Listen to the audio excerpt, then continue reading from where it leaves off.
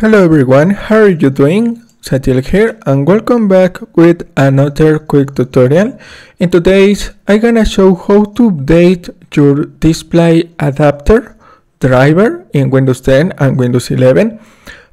Go to the Start menu, right click and select Device Manager. In this new window, open up the display adapters and select your model, for example LG, Samsung, BenQ and other products.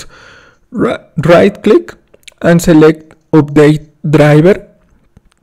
Select the first option, search automatically for drivers. One click. If you receive any wizard or setup, click on next, install. In this case, the best drivers for your device are already installed. Click on close and close this window. To apply the change, restart your computer. Click on the Start menu, select power button and restart.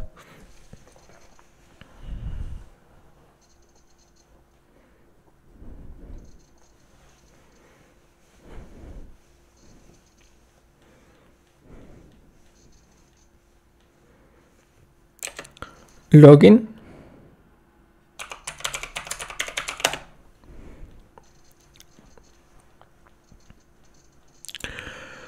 And thanks for watching. Don't forget to subscribe and see you in the next tutorial.